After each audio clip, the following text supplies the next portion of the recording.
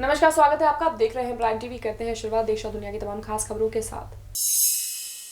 अमेठी के मुसाफिरखाना कोतवाली क्षेत्र में ट्रक और डीसीएम की जोरदार टक्कर हो गई। इस हादसे में खलासी बुरी तरह से घायल हो गया, वहीं ड्राइवर को भी हल्की चोट आई है। फिलहाल दोनों घायलों को अस्पताल में भर्ती करा दिया गया है और उनका इलाज चल रहा है। पास 2 मरीज आए थे, इसमें से एक के सर पे काफ़ी गंभीर चोट थी और उसकी हालत बहुत ही नाजुक थी। उसका प्राथमिक उपचार किया गया और उसको सुल्तानपुर के लिए रेफर कर दिया गया। दूसरे को बहुत हल्की चोट थी, मामूली चोट थी, तो उसका प्राथमिक उपचार करके उसको छुट्टी कर दी गई थी। हरदोई में तेज रफ्तार से चल रही एक बस अनियंत्रित होकर खाई में गिर गई। बता दें कि बस में करीब 40 यात्री सवार थे, जिसमें से 12 से ज्यादा यात्री घायल हो गए हैं। ऐसा बताया जा रहा है कि बस ड्राइवर नशे की हालत में गाड़ी चला रहा था। फिलहाल घायलों को इलाज के लिए अस्पताल में भर्ती करा दिया गया है। हरदोई में एक युवक को ससुराल पक्ष वालों ने पेट्रोल डालकर जला दिया। इस घटना से युवक गंभीर रूप से घायल हो गया, जहां इलाज के दौरान उसकी मौत हो गई। बताया जा रहा है कि युवक अपनी पत्नी को घर छोड़ने के लिए आया था। फिलहाल पुलिस को इस मामले पर कोई जानकारी नहीं दी गई है।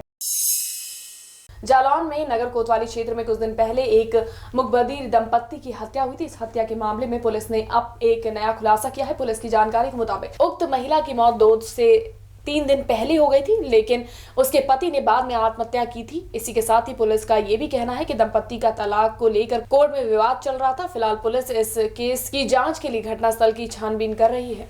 यहाँ पे 2 दंपति के बारे में आत्महत्या का मामला सामने आ रहा है जी, और गहराई से जानने के लिए इसकी पंचायतनामा पोस्टमार्टम कराया जा रहा है जी, और सभी तथ्यों पहलुओं पर जांच की जा रही है। ललितपुर के सदर कोतवाली क्षेत्र में आकाशीय बिजली गिरने से 2 किसानों की मौत हो गई, जबकि 3 किसान बुरी तरह से झुलस गए। सभी घायल किसानों को ग्रामीणों ने इलाज के लिए जिला अस्पताल में भर्ती कराया है। मैनपुरी के मुमसीरपुर गांव में एक युवक ने कुछ दिन पहले एक किशोरी के साथ छेड़छाड़ की थी, जिसको लेकर पीड़िता के पिता ने थाने में युवक के खिलाफ मुकदमा दर्ज कराया था। इस संबंध में पुलिस ने एक बड़ा खुलासा किया है। दरअसल आरोपी की किसी ने गोली मारकर हत्या कर दी, जिसके बाद परिजनों में सूचना से कोहराम मच गया। मृतक के भाई ने आरोप लगाया है कि उसके भाई की हत्या किशोरी के पिता ने की है, क्योंकि वो पहले भी धमकी दे चुके हैं।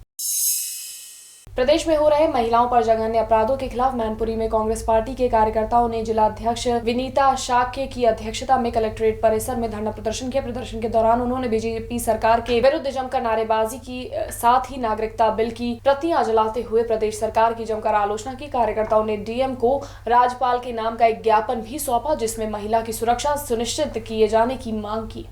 मैनपुरी जनपद भी बलात्कार के कांडों से अछूता नहीं रहा है और ये अवगत कराया गया है कि यहाँ कोई थाना ऐसा नहीं है कि जहाँ महिलाओं के साथ अभद्रता नहीं की जाती हो, अश्लीलता न की जाती हो, बलात्कार की घटनाएं ना होती हो, महिलाओं को मारा नहीं जाता हो और महिलाओं को जलाया नहीं जाता हो।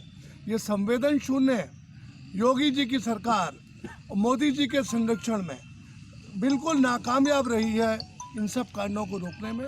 और नारी शक्ति की बड़ी बड़ी बातें करने वाली बीजेपी की सरकार आज नारियों को अपमानित होने से नहीं बचा पा रही है।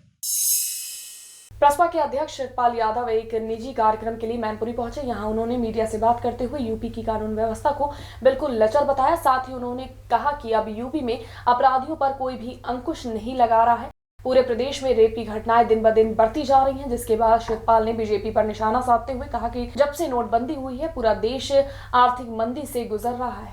हर तरह रेट बढ़ता चला जा रहा है। गवर्नमेंट भ्रष्टाचार तो इतना है, थानों में तहसीलों में अभी रिपोर्ट लिखाने जाइए, रिपोर्ट नहीं लिखी जाएगी बिना पैसे के। यहाँ तक कि पीड़ित लोग भी रिपोर्ट लिखाने जाते हैं, उन पर भी पैसा लिया जाता है, फिर बचाने का पैसा लिया जाता है और पीड़ित को फिर न्याय नहीं मिलता है। जिसने अन्याय किया है वो रिश्वत दे करके पीड़ित की फिर कोई सुनवाई नहीं, पैसे की वजह से, रिश्वत की वजह से।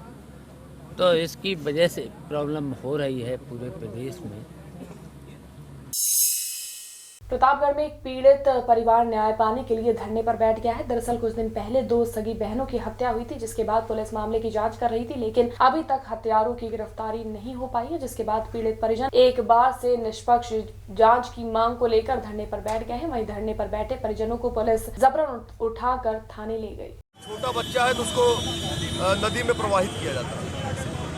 हम जवाब मांगना चाहते हैं पुलिस प्रशासन से, यहाँ के जिलाधिकारी से, पुलिस अधीक्षक से और सदर विधायक से कि क्या कारण था कि पोस्टमार्टम के बाद डेड बॉडी को उनके गांव तो ले गए, लेकिन डेड बॉडी उनके घर पे उतारी नहीं गई और रातों रात ले जाके 3 बजे रात को रसूलाबाद घाट पे उनकी डेड बॉडी को जला दिया जाता है। इसका जवाब मुझे चाहिए और उस पीड़ित परिवार को चाहिए जो लगातार आमरण अनशन पर उनके पिताजी बैठे हुए आज 7 दिन हो गया और उनके परिवार के सभी छोटे बच्चे से लेकर बूढ़े से लेकर माँ बहन सब बैठी हुई है। तो ये जवाब मांगने के लिए यहाँ पर धरने पर बैठे हुए हैं।